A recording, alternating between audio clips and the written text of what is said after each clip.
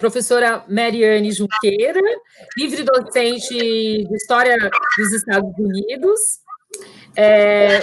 Na quarta-feira, dia 20 de janeiro, foi a posse do novo governo dos Estados Unidos, formado por Joe Biden e Kamala Harris. Então, aproveitando essa data, essa cerimônia de posse, que tem significados, vamos falar com a professora sobre, desde um pouco antes das eleições, do ano passado, de 2020, até a posse, o discurso e as primeiras medidas tomadas por Biden, né, que ontem mesmo, após a cerimônia de posse, ele já tomou algumas medidas no governo. Então, o que tudo isso, a simbologia, né, o que isso representa, e resgatar um pouquinho a história, desde essa questão inédita, no sentido do jeito que foi a invasão do Capitólio, e algumas coisas que teve no meio, desde a questão das eleições, da campanha, até agora. Bom, em primeiro lugar, eu quero agradecer o convite para estar discutindo aqui com vocês um pouco de história dos Estados Unidos, não é? E no canal da Faculdade de Filosofia, lugar que eu dou aula há quase 20 anos, né? Na verdade, 20 anos. Então, é um prazer imenso estar aqui com vocês. A primeira coisa que eu vou comentar é algo que eu vinha conversando com a Eliette antes de nós gravarmos, é que eu sou historiadora. E historiador, como diz o Hobsbawm, né, um grande historiador inglês, o historiador é profeta do passado. Né? Então, lidar com o presente é um campo difícil para o historiador, não é algo fácil. Né? De qualquer forma, claro, depois de 20 anos estudando Estados Unidos, até mais, 25 anos, porque eu fiz meu doutorado em Estados Unidos, né? Então, é possível não só tratar um pouco de história, pensando no presente, como a história pode iluminar o presente, mas também falando um pouco como cidadã mesmo, ou uma pesquisadora brasileira que conhece história dos Estados Unidos. Né? As primeiras medidas, acho que a primeira questão, o primeiro ponto que a Eliette colocou são as primeiras medidas do Biden, né? A primeira coisa que a gente deve levantar, deve pensar, é que essas medidas são, antes de mais nada, simbólicas, né? Elas são efetivas, mas elas são também simbólicas, né? Porque elas vão direto naqueles pontos ou naquelas iniciativas muito polêmicas do presidente anterior, o Donald Trump, né? Entre elas, sair da OMS, Organização Mundial da Saúde, em plena pandemia, né? Não é possível ser mais polêmico, né? Uma atitude mais polêmica do que essa. Mas ela é típica dessa extrema-direita, né? Que ganhou espaço, né? Nos últimos anos. Aliás, nas últimas décadas, eu diria, né? A questão climática, né? Ele já entrou na questão climática, não.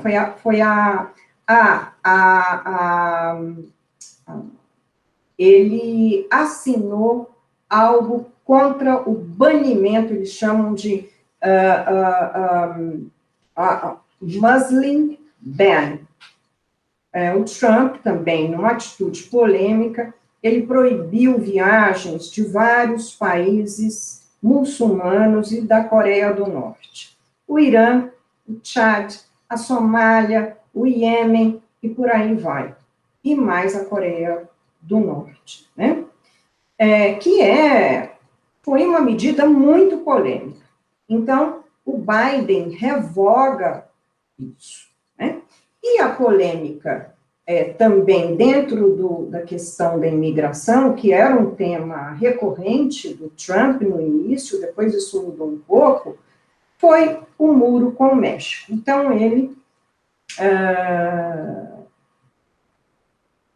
retrocede nisso, né? Ele assina uma ordem executiva, é assim que é chamado esse tipo de documento, né? Ele assina uma ordem executiva para parar o muro com o México, que também foi um tema muito polêmico,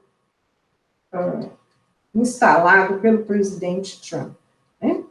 Agora, uma série de outras medidas, o Biden vai precisar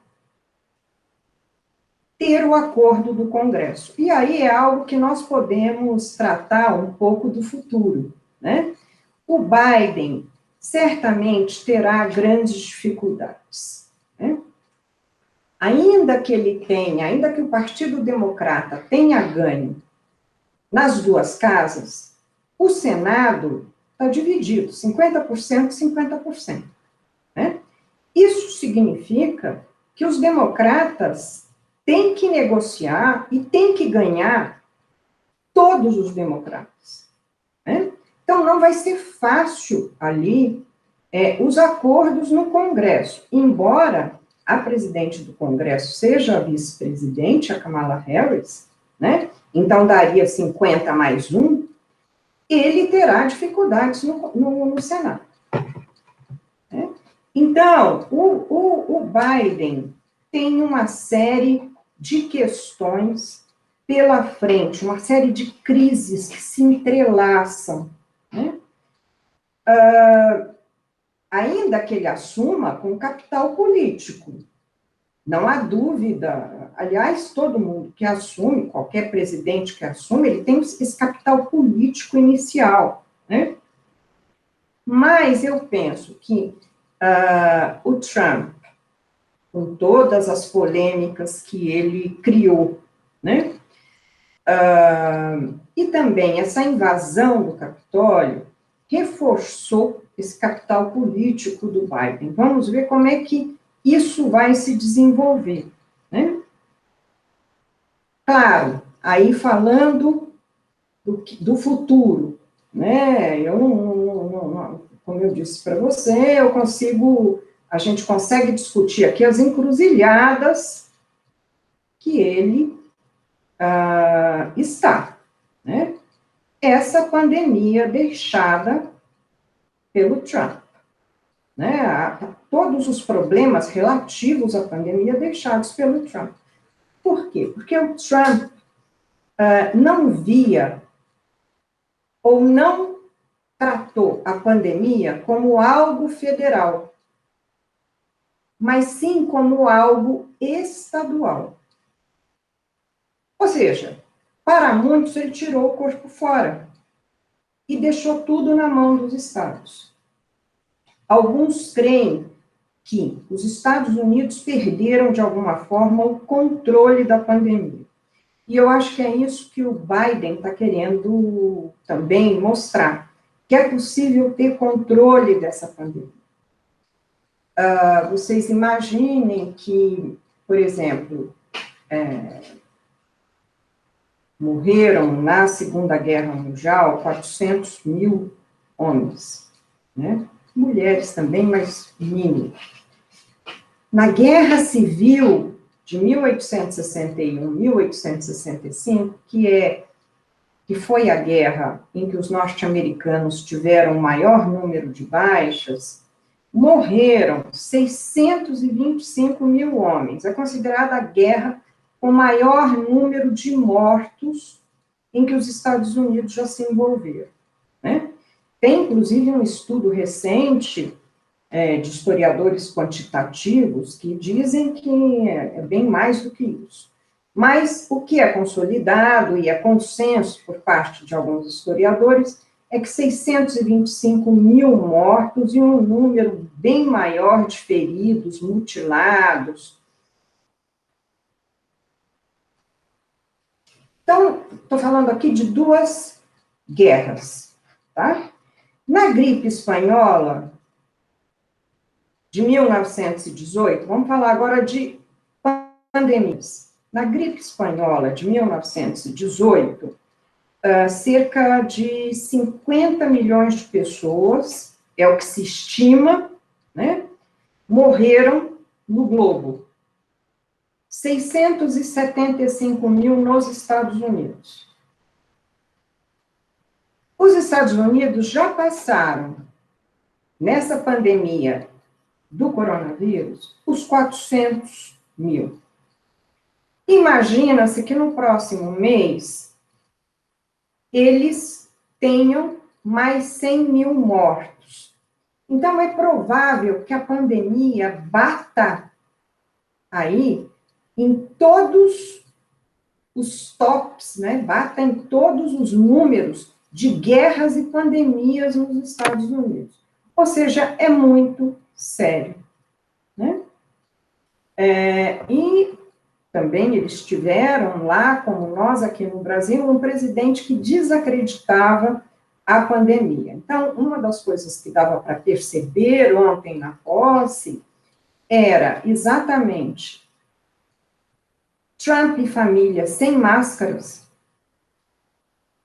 né, durante o momento em que ele deixa a Casa Branca, ele vai até a base de Andrews, em Washington, né, e depois desce na Flórida, mas ali na base de Andrews, você via o Trump e muitos dos manifestantes que estavam ali aplaudindo ele, né, aplaudindo o discurso dele, é certamente gente escolhida, porque ninguém entra na base de Andrews, né, tranquilamente, né?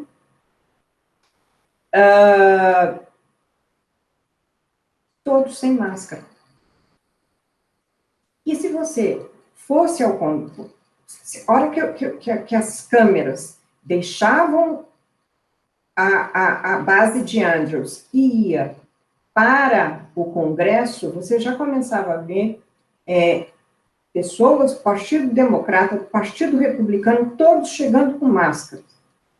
Inclusive Mike Pence, George Bush, todos com máscara, todos com distanciamento social. Então, distanciamento de 1,5 metro, 2 metros, né? Isso já mostrava a postura do Biden, né, e dos democratas, né? Agora, ontem também se anunciou que máscaras e distanciamento social serão obrigatórios em todos os prédios públicos, edifícios públicos de Washington, né? E provavelmente do país. Então, ele está tomando medidas que se espere que um presidente tome, né? Ou que um líder tome. Ele vai ter que lidar, quer dizer, ele entra tendo que lidar com a pandemia. A pandemia foi responsável por um aumento extraordinário de desemprego, então ele vai ter que lidar com isso, né? Vamos ver como é que ele vai lidar, porque o Partido Republicano rejeita muitas vezes quando o Estado, né, entra muito na economia. Então, vamos ver como o Partido Republicano vai negociar isso, né?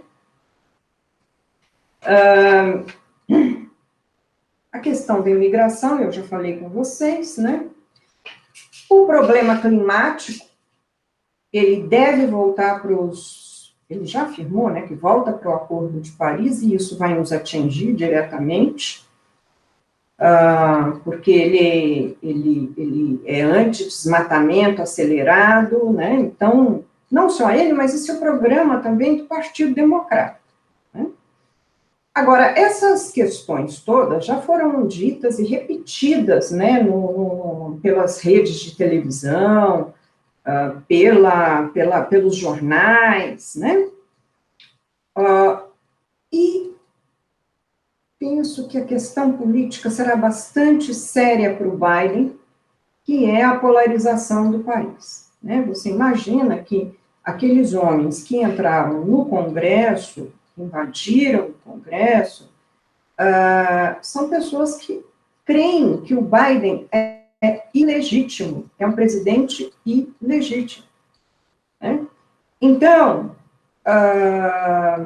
ele terá grandes problemas com relação a isso. Ontem, a extrema-direita não se pronunciou, pelo menos eu não soube de nada naquele momento, especialmente porque não só Washington estava praticamente militarizada, completamente militarizada, mas como também havia segurança em todos os capitólios estaduais, né? Se passou de uma segurança rarefeita ou inexistente, quando o Biden e a Kamala Harris foram confirmados no dia 6 de janeiro, né, para uma militarização completa no dia de ontem, ou seja, 8 ou 80, né, o que foi bastante curioso.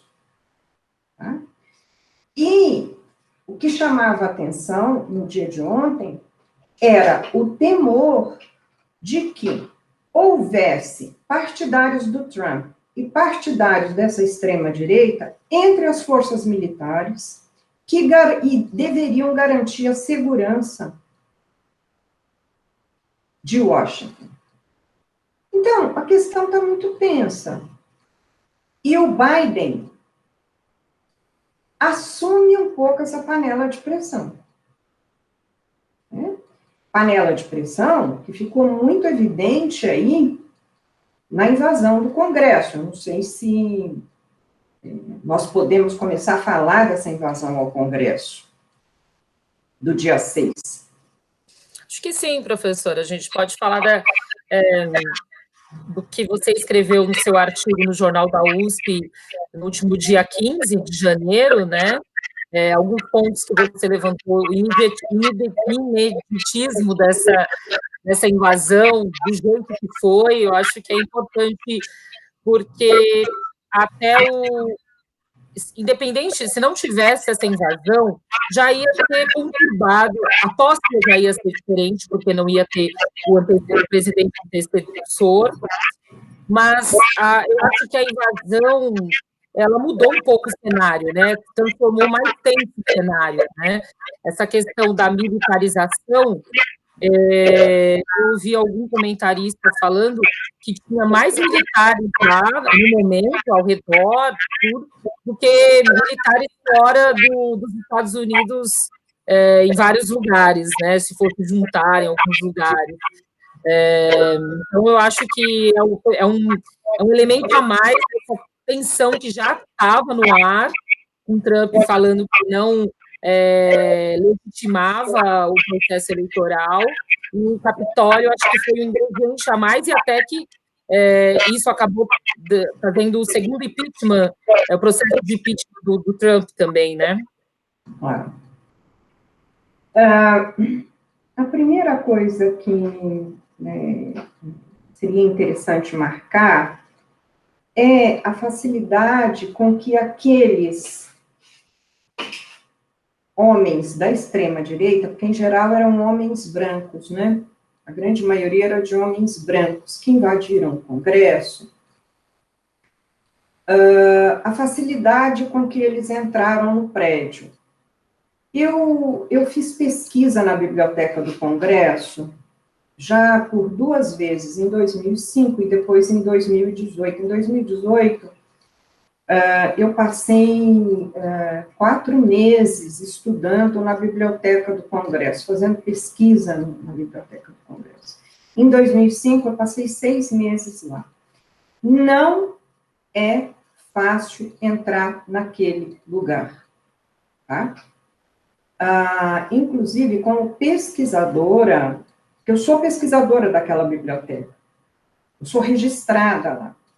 Mesmo quem é registrado, que tem vínculo com a universidade, você é revistado na entrada, revistam-se bolsas, tá? Você tem que abrir bolsa,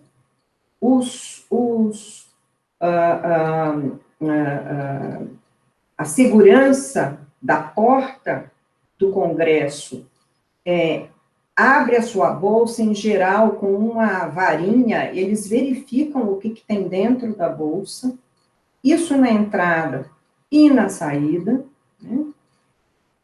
E você entra pelo Congresso não por aquelas escadarias que foram vistas, você entra pelo Congresso por baixo, não é um subterrâneo, mas é a parte de baixo, ali no térreo, né? E ali você passa, você é revistado. Às vezes, inclusive, eles passam aquelas máquinas. Foi muito surpreendente ver a facilidade com que aqueles homens entraram no Congresso, né, no Capitólio.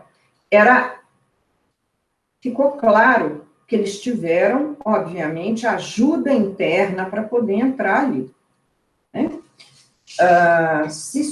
Sabe-se hoje que vários homens da segurança do Congresso estão sendo investigados exatamente porque não só eles liberaram a entrada, como eles fomentaram a invasão do Congresso, né? Essa invasão, ela foi muito surpreendente, inclusive para quem estuda Estados Unidos, para progressistas, porque a invasão significou um repúdio à eleição, e significou uma contestação do processo do país, do processo eleitoral do país, do processo de governo do país. É bom lembrar que o governo dos Estados Unidos, a forma com que eles se organizaram, é uma referência para as democracias, né? Ainda que a gente precise marcar que os Estados Unidos convivem muito bem com elementos não democráticos. Essa invasão do Congresso está aí. Mas esses elementos não democráticos, eles são muito antigos. Um cientista político chamado Robert Dahl, ele chegou a escrever um livro bastante interessante, chamado Os Elementos Antidemocráticos não é bem esse título, mas são os elementos antidemocráticos da Constituição dos Estados Unidos. A Constituição foi feita lá atrás, 1783, né? Promulgada depois e entra o sistema entra em funcionamento em 1789, quando é eleito o primeiro presidente do país, o George Washington. E desde então, eles têm eleições constantemente. A cada 4 anos, eles têm eleições, né? Mas desde então, como disse o Robert Dahl, a Constituição tem elementos antidemocráticos. Os historiadores, quando leram o Dahl, disseram, bom, para nós não tem novidade nenhuma dizer que a Constituição tem elementos antidemocráticos, porque isso é algo que é bastante estudado nos Estados Unidos, né? E a invasão do Congresso nos mostrou e nos confirmou isso. Essa extrema-direita, ela tem como característica, como uma das suas características, nem todos os grupos, mas uma grande maioria deles, serem anti-governo. Inclusive com várias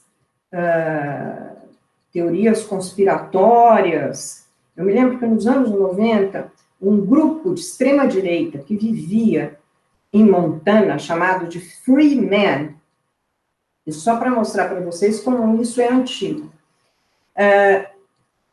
Eles tinham certeza que o Bill Clinton ia invadir o lugar deles, né? Então, eles monitoravam o território deles com rifles, armas, granadas, né? E eles tinham certeza que a ONU ia invadir o país. Eu estou falando de um grupo na década de 1990. Na época, quem ouvia os Free Men, eles são um grupo isolado. Pois bem, hoje se tem notícia que em 2019, um site bastante conhecido, preciso relembrar o nome dele aqui, ele monitorou 940, chama Poverty Center. Ele monitorou em 2019 940 grupos de extrema-direita nos Estados Unidos. Não só no Sul, tá? Porque essa extrema-direita começa no Sul e depois ela se espalha pelo país inteiro, né? Montana, vocês sabem, é um estado que está lá quase fronteira com o Canadá, né? E você tem muitos grupos paramilitares em Montana. Então, essa direita, ela tem história nos Estados Unidos. Ela tem história, ela tem enraizamento. E para você ter uma ideia, os grupos atuais têm como referência a Ku Klux Klan, o filme do Griffith, O Nascimento de uma Nação. Eles assistem o filme do Griffith. O filme do Griffith, vocês sabem, foi feito em nome da supremacia branca, né? O Griffith era um sulista, né?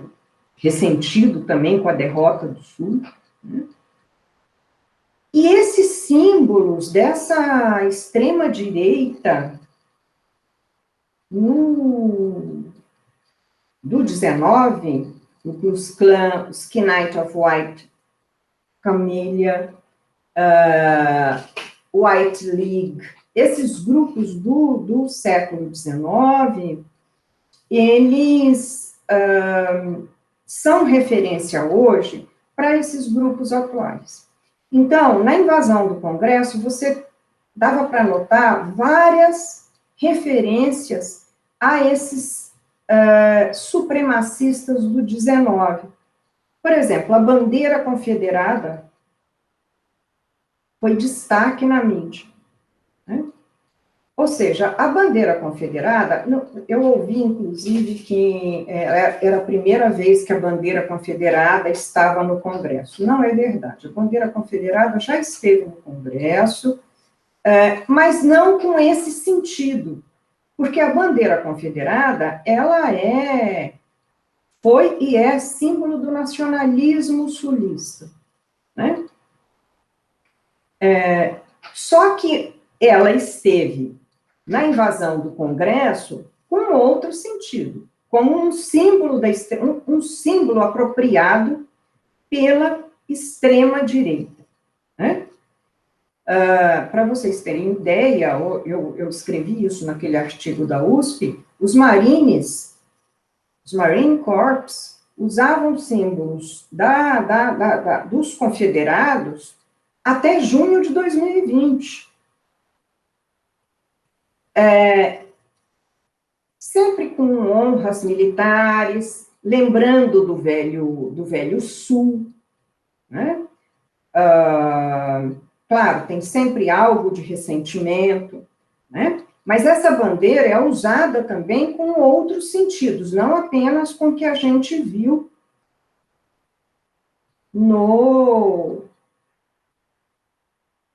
na invasão do Congresso. Por exemplo, para vocês terem uma ideia, durante a Guerra Civil, os sulistas, os militares sulistas eram melhor preparados, eram mais bem preparados do que os nortistas.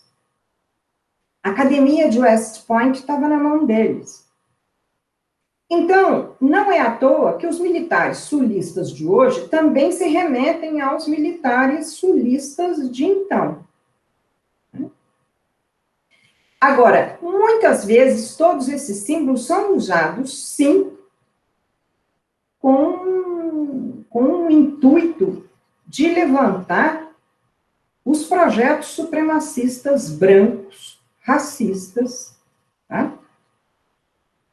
Mas você via também referências à Ku Klux Klan, ali, outros símbolos dos supremacistas brancos, né?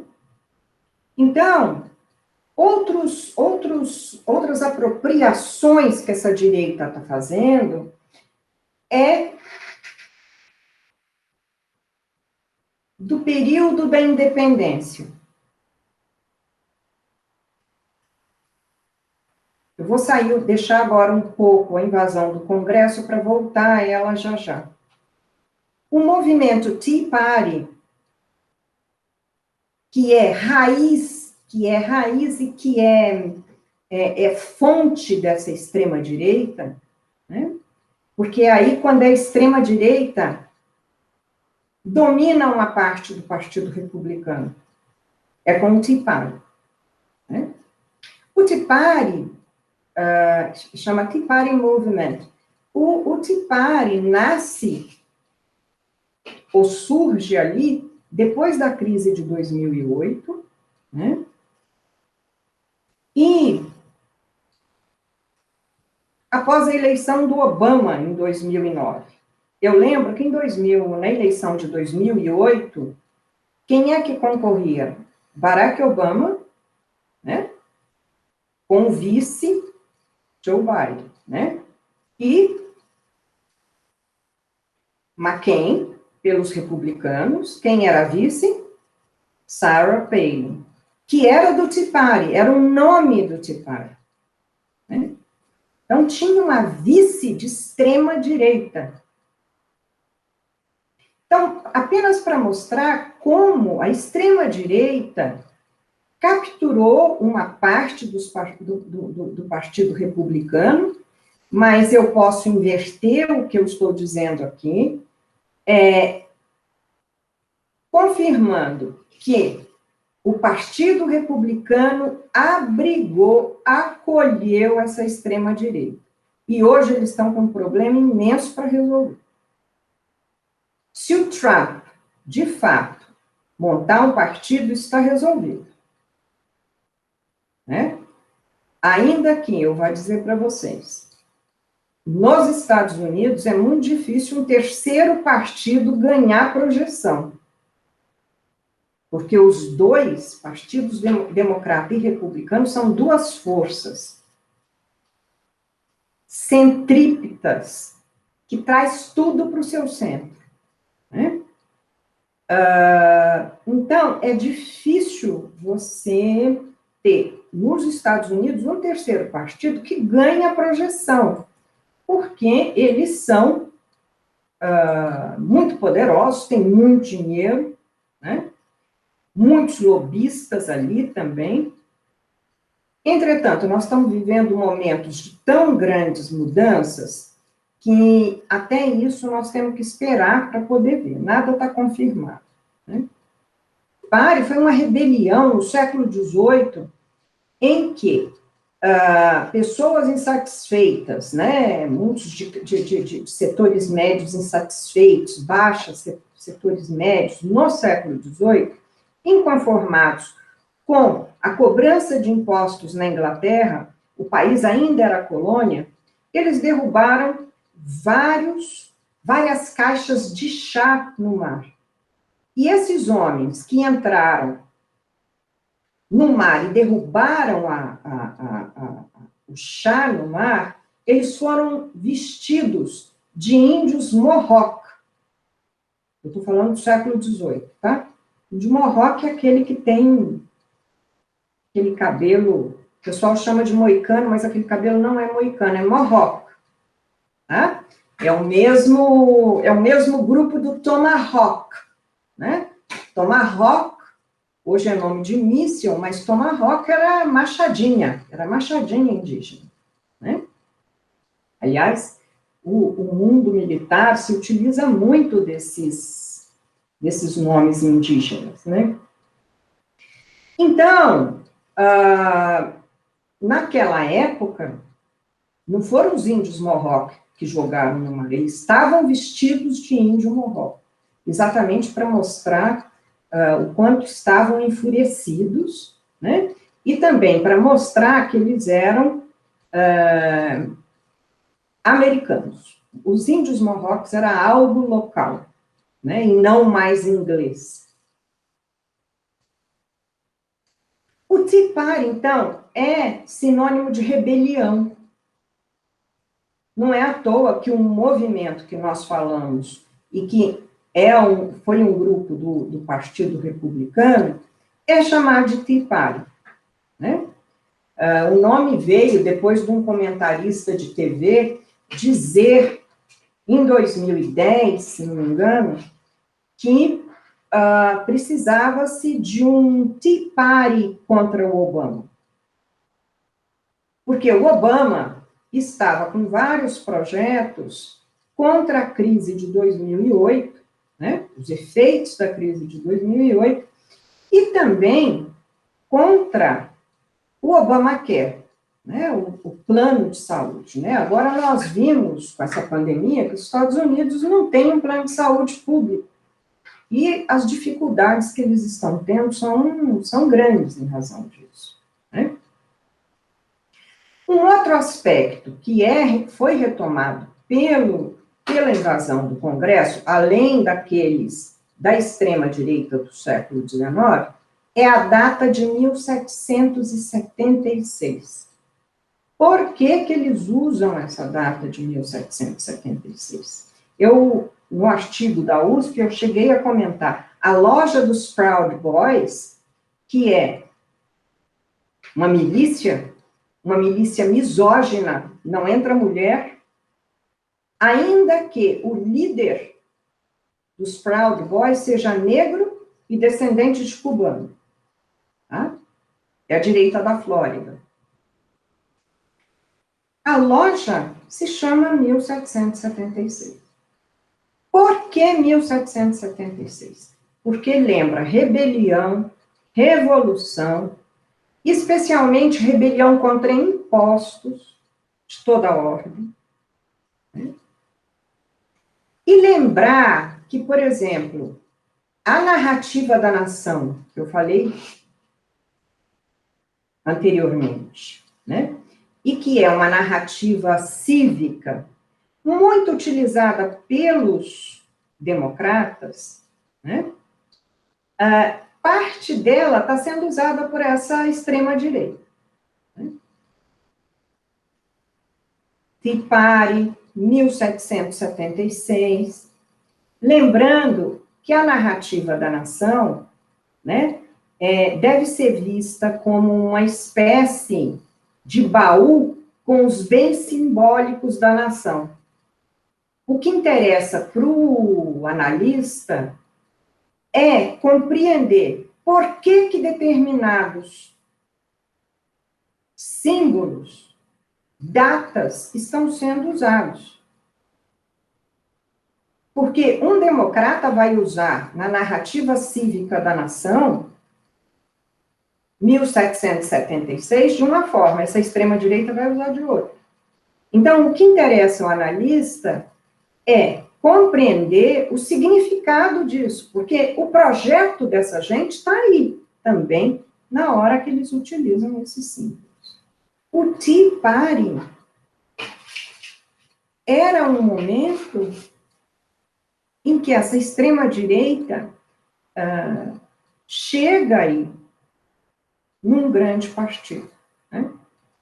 O Trump é devedor do Tea Party. O Tea Party teve alguns patrocinadores, os irmãos Koch, o Trump, Morgan, Goldman Sachs, bilionários financiaram o Tea Party. Bilionários. E o Trump acabou surgindo como uma liderança, porque o Tea Party declinou, ele entrou em declínio.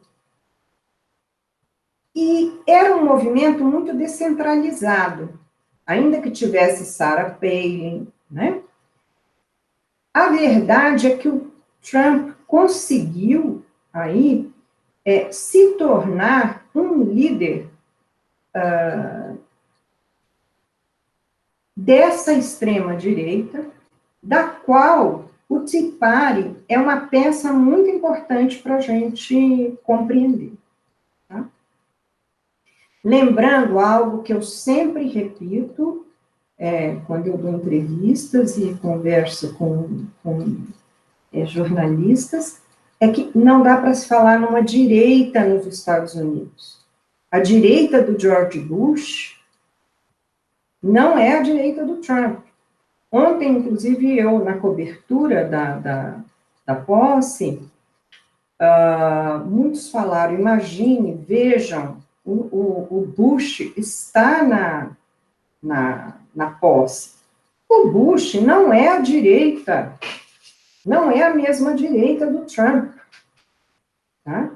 O Bush é uma direita muito mais vinculada ao que se configurou chamar de neoconservadores. Neoconservadores têm projeto, tem uma série de pensadores, muitos ligados ao mercado, né? E são esses neoconservadores que pensaram e projetaram, por exemplo, a guerra ao Peru, tá? Guerra ao Iraque, depois, né? Então, isso só para lembrar vocês alguns aspectos do passado aqui, refletindo no presente, alguns pontos que nós podemos desenvolver, não é? Aproveitando, então, professora, essa questão dos movimentos de extrema-direita que existem, que acabam fazendo parte, através de candidatos do Partido Republicano, vamos dizer assim, e pensando também em figuras líderes como o Trump, lembro que no seu artigo você fala que o trumpismo, assim como o Donald Trump, é uma coisa substancial. Então, talvez também por essa questão que você falou, que o terceiro partido conseguiu ter destaque no sistema dos Estados Unidos, mas, pensando nisso, a questão, acho que a gente pode, acho interessante falar sobre a questão do impeachment, que é diferente aqui da questão aqui do Brasil, então eu acho que as pessoas ficam, que o Trump, mesmo não estando mais no poder, o processo ainda continua, esse processo que foi iniciado logo após essa questão da invasão do Capitólio, e o que significa isso, desenrolar, eu acho que talvez, como que é esse processo, que eu acho que para a gente aqui é diferente aqui do Brasil, seria interessante a gente entender um pouco. Bom, eu penso o seguinte, depois da invasão do Congresso, o Congresso tinha que dar uma resposta firme àquilo ali. O que eles fizeram? Abriram um processo... Bom, a primeira coisa que eles fizeram, na madrugada seguinte da invasão do Congresso, eles confirmaram o Biden. Né? Eles não podiam deixar de confirmar o Biden. Logo em seguida, abriram o impeachment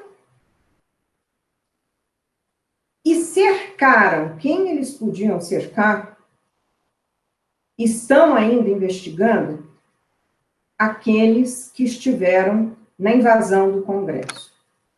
Especialmente aqueles que estiveram muito nos holofotes e tiraram fotos e tudo mais, foram encontrados rapidamente pelo serviço secreto, né? E a outra resposta que foi dada foi o impeachment. Abertura do processo de impeachment, né? O impeachment começou com o Trump no cargo. Então, ele deve continuar. E o impeachment, todos sabiam que o Trump ia sair daí a alguns dias. Mas era uma forma de dar, primeiro, uma resposta contundente ao que ocorreu, né?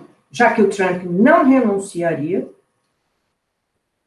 e o Pence não utilizaria a 25ª emenda, né? Que todos comentaram tanto. E há uma preocupação do Congresso de que o Trump volte a se reeleger. O Trump foi eleito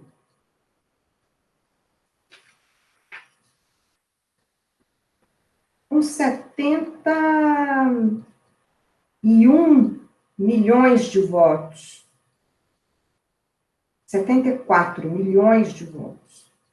E o Biden com 81. Ele tem um eleitorado, pelo menos agora, a gente não sabe o que vai acontecer, porque o Tea Party, que parecia que tinha alcançado ali um espaço no universo público da política, ele está em declínio, né?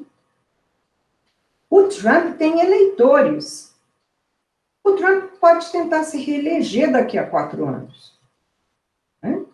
Então, há uma tentativa de cercear uma possível eleição do Trump, né? Porque ele foi um presidente muito polêmico. E um presidente que questionou o próprio sistema dos Estados Unidos que o colocou no poder, né? Então, ontem o Biden ficou muito claro que o que ele queria passar? Estabilidade. Ele é fiador de uma estabilidade e de uma tentativa de reforçar o esquema, o sistema dos Estados Unidos, o processo eleitoral, o governo dos Estados Unidos. Então, ele vem, né, com esse compromisso, tentando deslocar o Trump como esse agente, que é a palavra que está se usando muito aí, é disruptivo, né? Como ele é um agente desestabilizador, que é a arma dessa extrema-direita. A arma dessa extrema-direita é ir contra o governo, tentar desestabilizar normas conhecidas, formas conhecidas de governo, desestabilizar a ciência, né? Desestabilizar as humanidades. Isso tudo nós já sabemos que é uma prática. O Biden, ele chega exatamente tentando mostrar que ele será um agente da estabilidade, ele será um agente que tentará refazer, né, aquilo que eles chamam da democracia americana, aqui com todas as aspas, né? É muito interessante, porque no discurso do Biden, ontem, você conseguia ver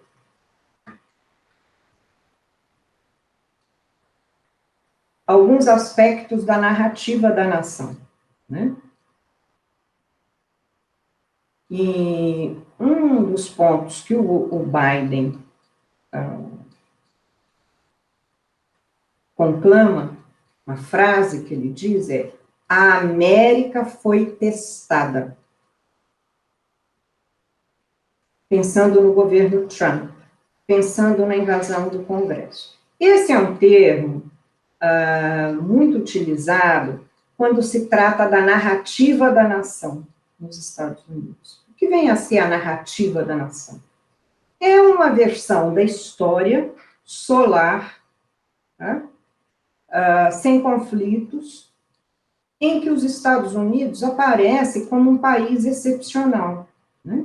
Desde aquele que fundou a primeira república representativa do Ocidente, né, até aquele que ganha a hegemonia mundial, né, que atravessa o século XIX se fortalecendo, né, e que chega ao século XX e ganha a hegemonia mundial após a Segunda Guerra. Essa narrativa da nação prevê testes. O Bush, filho, quando dos ataques de 11 de setembro, essa foi uma das primeiras frases que ele disse: a América está sendo testada. E essa frase também, ela prevê, espera encontrar uma unidade, né?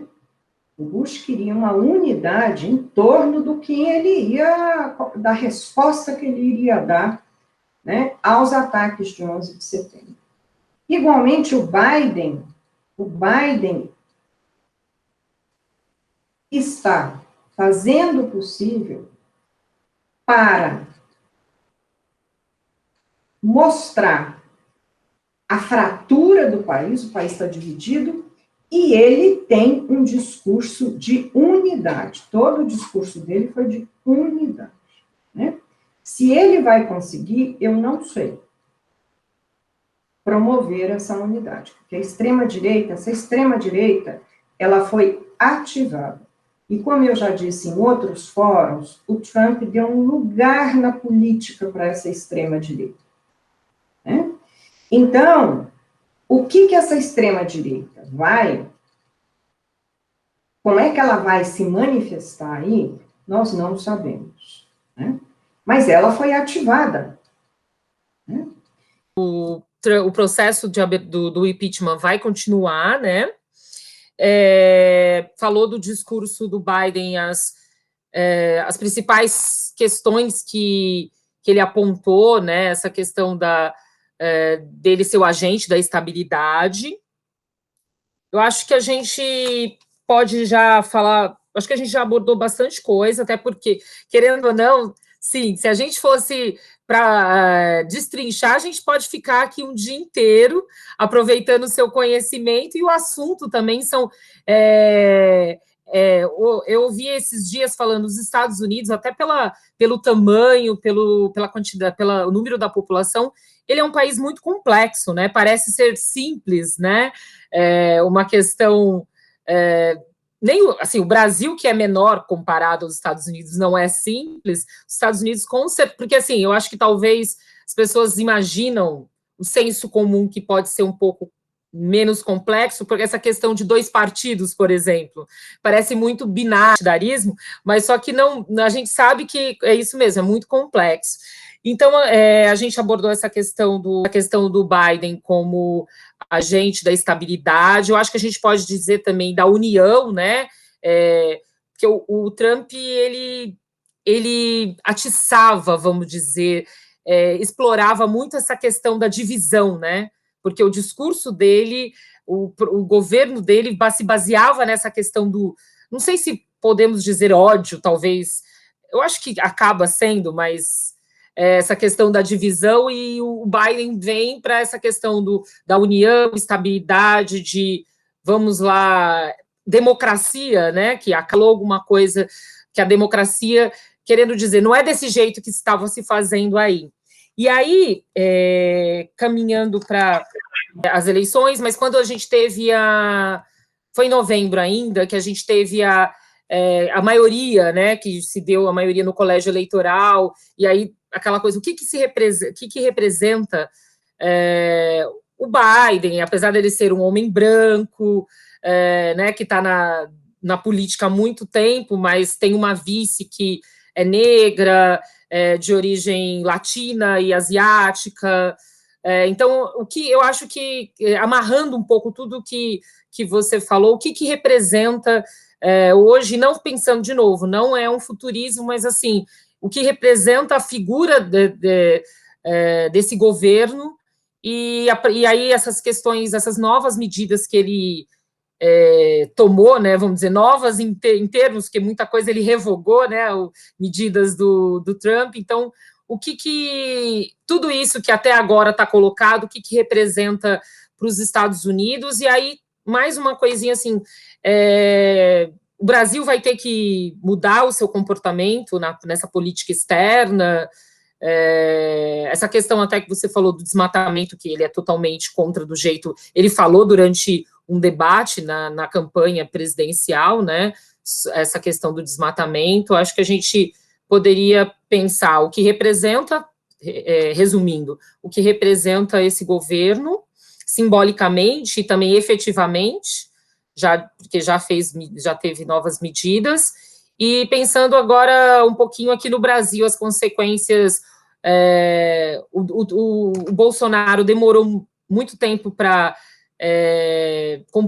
cumprimentar o Biden, mas ontem mesmo parece que ele escreveu alguma carta, alguma coisa falando da posse e tal. Então, talvez o discurso do Brasil já está um pouco diferente, vamos pensar assim. Eliette, o Biden é um homem do Partido Democrata, um burocrata também do Partido Democrata, e um homem muito moderado. A Kamala Harris também é uma mulher moderada, né? Ela foi muito questionada pelo movimento negro, porque, como procuradora do estado da Califórnia, ela foi responsável por um grande número de prisões, e de negros, né? Como os negros são os que mais são aprisionados nos Estados Unidos, então e o movimento negro a questionou bastante. Ela, na campanha, ela tenta responder a isso, né? Inclusive, ela tem um embate nas primárias com o Biden sobre isso, né? Mas ela tem esse passado, né? Eu penso que será um pouco como o Obama. O Obama era igualmente moderado, né? E ocorre que ele conseguiu mobilizar gente mais progressista do que ele, e que depois ficou um pouco decepcionada, né, com os poucos avanços, né, em termos sociais, em termos da desigualdade social, em termos do seguro-saúde, e em termos da inclusão relacionada principalmente às questões de raça e gênero, né?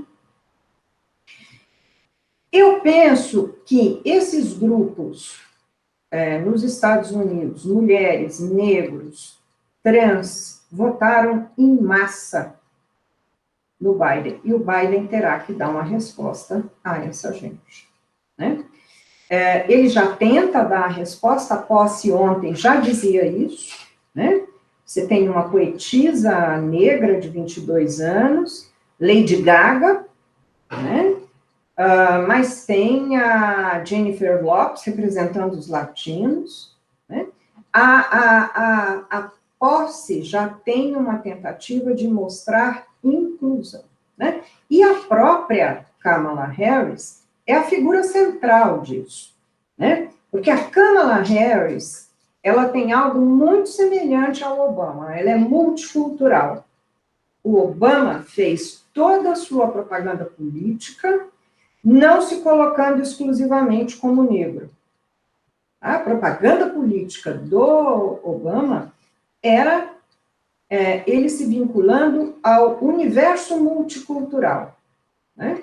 A mesma coisa a Kamala Harris, porque toda hora se falava, ela é filha de indiana, de pai jamaicano, é negra, que estudou na Howard University. A Howard University é uma universidade negra em Washington. É uma universidade negra, né? Então, passar um negro que passa pela Howard University tem estrelinha no ombro, tá? E muitos dali saíram políticos e ativistas importantes, né? Então, eu penso que eles vão ter que lidar também, não só com a fissura do país, mas com essa expectativa desses grupos que apoiaram o Biden, né?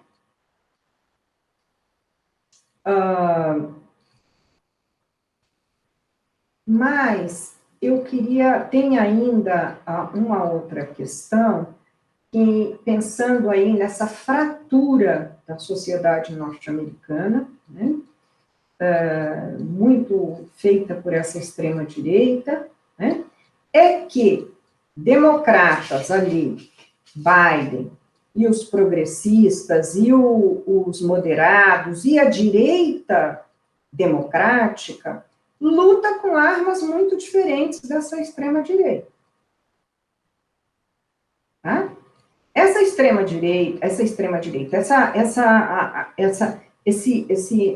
Esses grupos democratas que vai da direita até a esquerda nos Estados Unidos, passando por republicanos e por parte do Partido Republicano, por Partido Democrata, luta com armas diferentes dessa extrema-direita, né? Essa extrema-direita não acredita nessa ordem aqui. Se luta com armas tão diferentes, como é que vai ser?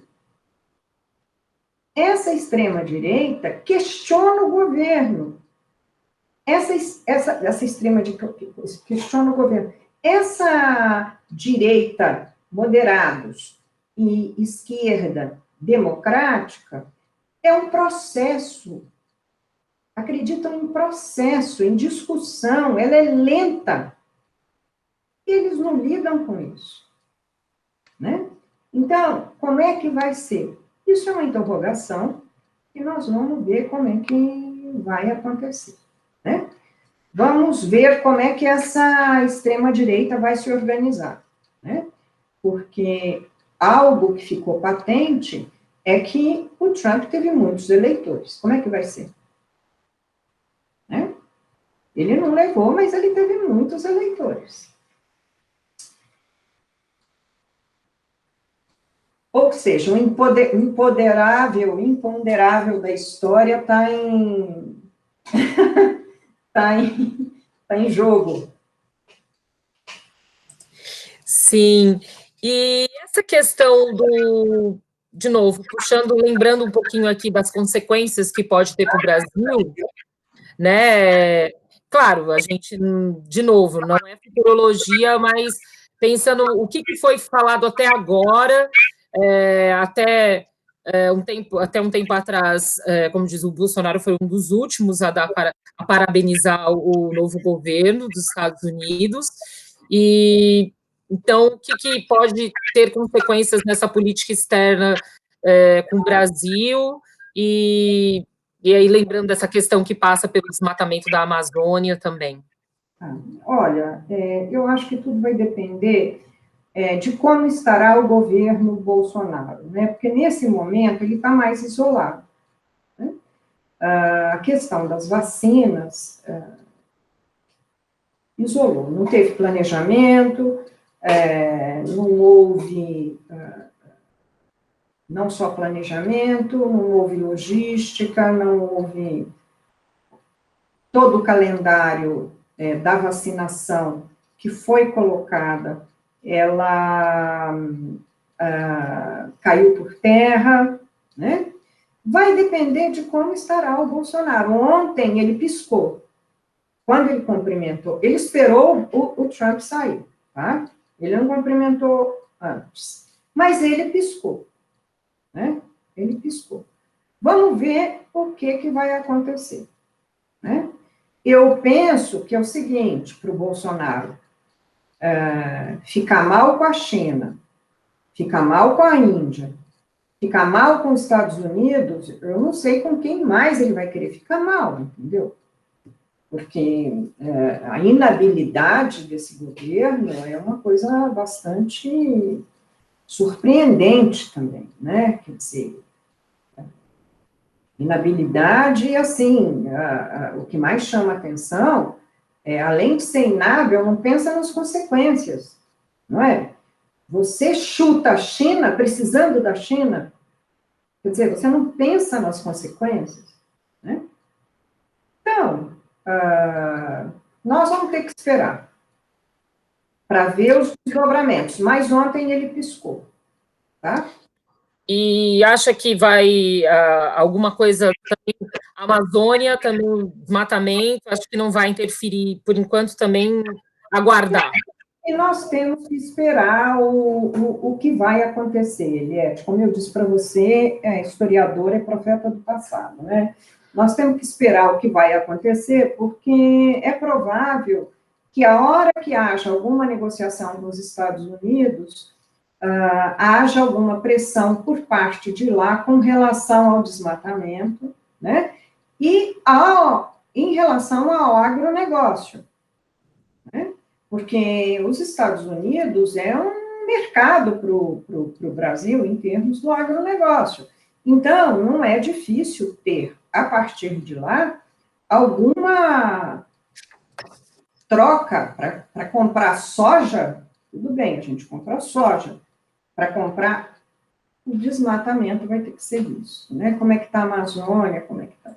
Eu não sei como isso vai cair, né? Vamos ver, tá bom?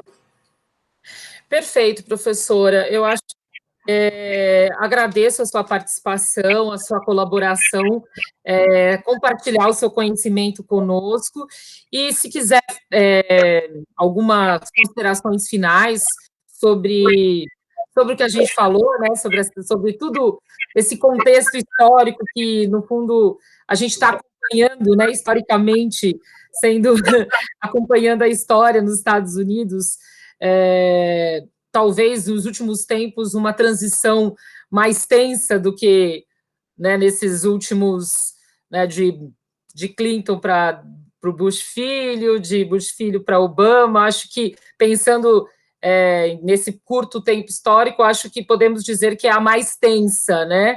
É a mais conturbada transição. Então, se tiver alguma consideração para falar sobre isso, mas já de antemão agradeço a sua atenção e novamente compartilhar todo esse conhecimento conosco, que a faculdade se orgulha muito de ter uma docente como você, e é importante, como diz, ainda mais nesse tempo de pandemia, que não podemos...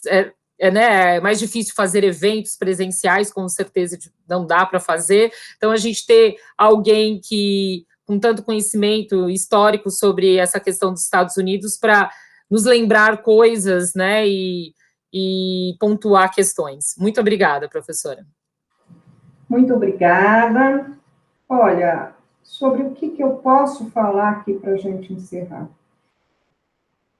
Os historiadores, os intelectuais, os pensadores estão absolutamente preocupados e sensíveis aos governos desses países, a esses governos desestabilizadores, né?